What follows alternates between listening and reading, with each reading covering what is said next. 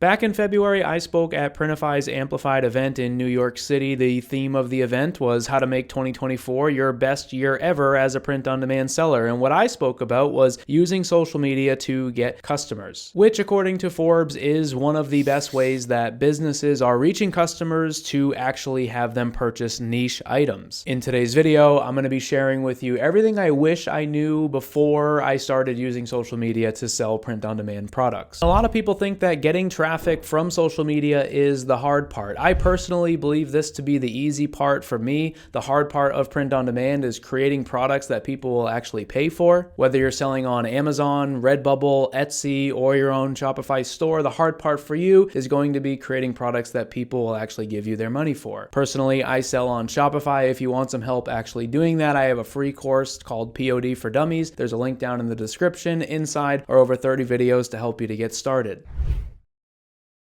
And again, when I say social media marketing, what I'm talking about is using Facebook, Instagram, TikTok, and YouTube to get customers to our store. We have three primary ways that we can do this. The first is organic, the second is paid ads, and the third is using influencers.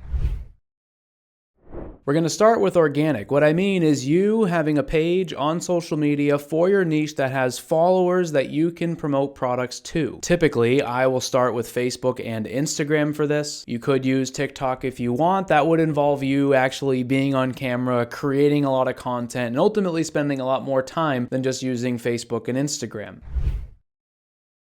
The way that we get followers is through posting. And when I say posting, I mean ultimately what we're trying to do is create a page that people in our niche will actually want to follow. On these pages, we can post humor type things. We can repurpose other videos from around the internet. We could post images. We could post fun facts. We could post product photos that we have. Basically, the list is endless in terms of the types of things that we can actually post. Right here is an example of what I'm talking about. You can see this account has a whole bunch of followers. They're selling print-on-demand products, and then they're posting a bunch of viral videos from around the internet. I typically will try to post at least once a day. What I do try to do though is batch my content, meaning I try to make like 7 posts at a time or 30 days worth of content at a time, so that way I'm not waking up every day trying to figure out what I'm posting on social media that day.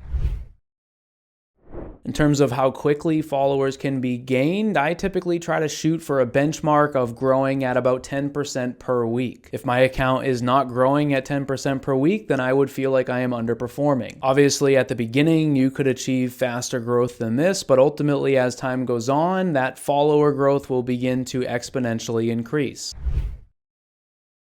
A lot of people ask me how many followers they actually need to make sales, and honestly, it doesn't really matter. Meaning, the more you have, obviously, the better, but as long as you have some followers, you can potentially make sales. Obviously, like I said, if you had 100 followers versus 10,000 followers, when you promote a product, there's more potential to make a lot more sales with 10,000 followers than there is with 100. What I always try to keep in mind, though, is if I only have 100 followers on a brand new page, if I'm promoting products, that's not necessarily helping me to grow. If I only have 100 followers, my focus should be on creating good content to post on the pages so that way I can attract more people to actually follow the page. And like I said, this is the start of a new series here on my channel. In the next episode of this series, we'll dive deep into content strategies so that way you can actually implement something on your own social media pages.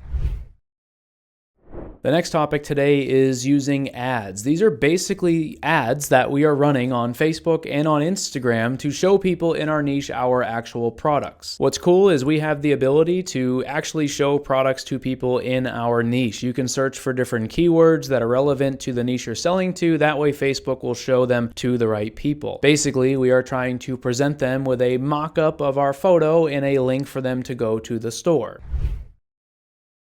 Whenever I start talking about this, people ask me, does it actually work? And if I'm being honest, the term work implies that this is magic, meaning it's some sort of a machine that we're setting up, and then as soon as we turn it on, it either works or it doesn't work. And what I always say is that when we are running ads, we are showing products to real people. Facebook ads, Instagram ads, this is just a tool that we are using to get our products out there. It's no different than when your products are found in a POD marketplace search results, like on on Amazon or on Etsy, for example, when someone sees your product, if they like it, they will click it. If they don't like it, they won't click it. Here's an analogy that I gave at the Printify event. Let's say that you and I were starting a restaurant, and let's say that we heard that using flyers, hanging them up around town was a good way to promote our products. And let's say we did that to celebrate the grand opening of our restaurant. Let's say we spent 2 or 3 days hanging up a couple of hundred flyers telling people that we were opening our restaurant on Friday. Let's say that Friday came and we had a whole bunch of people show up to the restaurant and they came in saying they saw our flyers. That would be the same thing as if we started to run a bunch of Facebook ads promoting our products. Let's say though, for this story, that one by one, every single person that came into the restaurant ended up leaving without ordering any food. Basically, we got all these people to come to the restaurant with the flyers, but nobody actually placed an order. I personally think it would be kind of crazy for us to then turn around and say that the flyers didn't work. Imagine if we said that flyers are dead and that people on YouTube that are talking about hanging up flyers are basically talking about old, outdated strategies. That would seem kind of silly because the flyers worked. The same thing is true with running ads on Facebook and Instagram. They have one job, that is to get people to your store. If people decide not to buy once they get to your store, just like with the restaurant example, there's likely some larger issues going on. Maybe the products are too expensive, maybe the designs they thought were cool, but once they got there, they decided they didn't want to pay for them. Maybe there was big issues with the way the store was set up. Maybe the descriptions of the product seem sloppy, and the list goes on and on. Basically, there was something there that prevented them from actually purchasing, even though the ad worked. This is why I say that we are showing products to real people. There is no magic here. Running ads on Facebook and on Instagram is just a tool for us.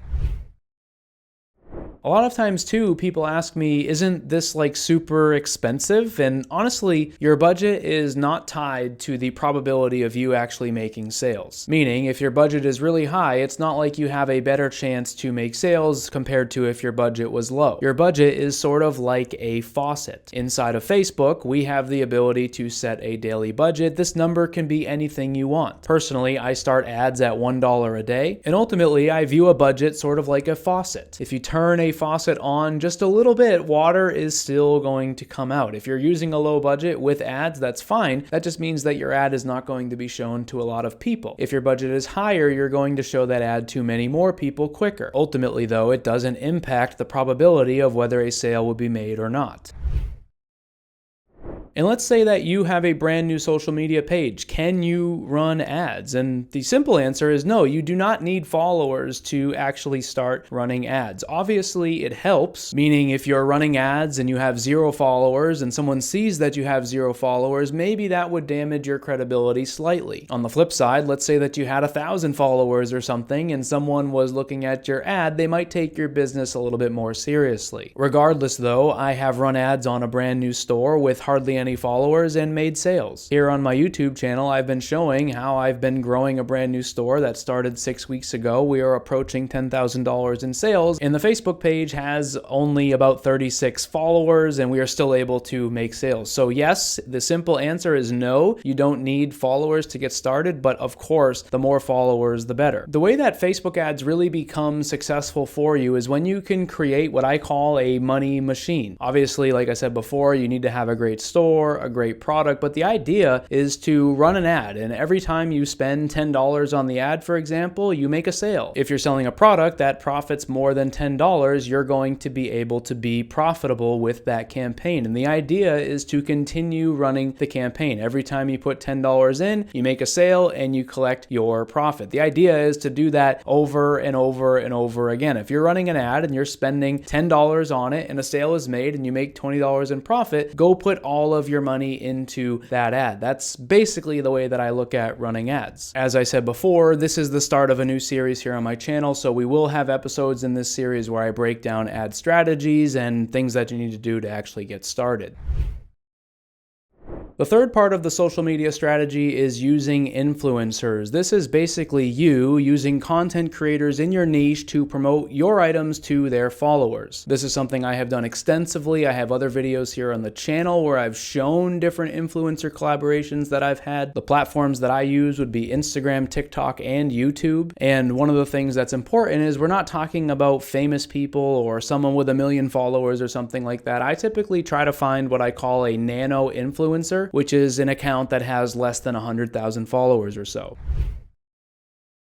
To find them, we basically want to go search. You can look at their content. You can make sure that they would be a good fit for your products. You're basically trying to assess that the people in their follower group are actually members of your niche. If your niche is gardening, you'll want to find an account that's posting a lot of gardening related videos. If the account only posts 1 or 2 gardening videos and then everything else has nothing to do with gardening, that might not be a good account for you.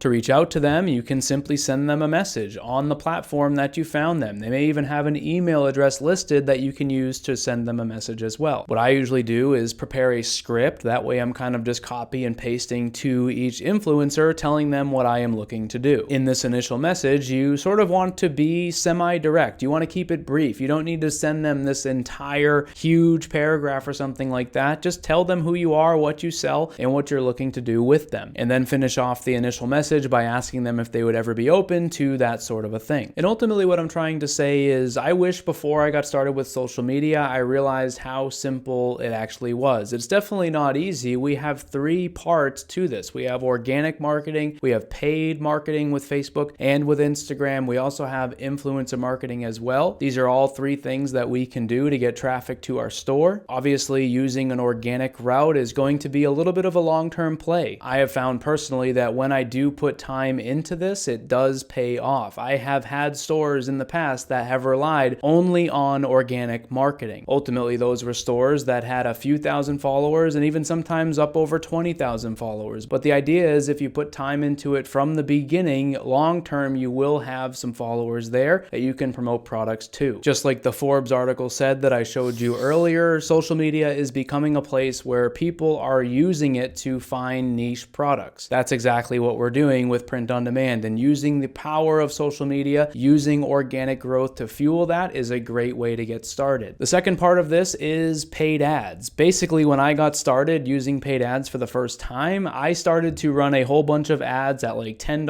or $20 a day, and before I knew it, I had spent hundreds of dollars and didn't really have much to show for it. As we continue to go through this series, I'm going to show you how, starting with a low budget, you can make sales and slowly scale from there. The idea is to realize that Facebook ads and Instagram ads are not magic. They are just a tool we are using. And once you get that tool to bring you sales, you slowly increase your budgets. The third part, influencer marketing, is probably one of the easiest ways to get traffic to your store very fast. One of the things that I like to do is send samples to the influencer to have them promote them on their accounts. If you're working with an influencer that has just 10,000 followers and they make a post showing one of your products, that could be instant traffic to your store. A few weeks ago, I started a second store. I've been sharing a lot of different things here on my channel, and using influencers has been the primary way that I've been getting traffic to the store. As we continue to go through this series, I'll talk about finding influencers, I'll talk about scripts and a whole bunch more. Like I said, in this video today, I'm kind of treating it like an intro to the series that I'm going to make, where I shared a whole bunch of information today about what you'll need to know before you actually start running social media marketing campaigns. And hopefully it's been helpful. Like I said, I know this was a little bit of a different style. I typically don't just run a slideshow for the majority of the video, but I wanted to convey a whole bunch of information before we got into the actual series. That way I wasn't trying to fit it into each episode. Let me know down in the comments below if you have any questions. Thank you for watching, and I will see you in the next video.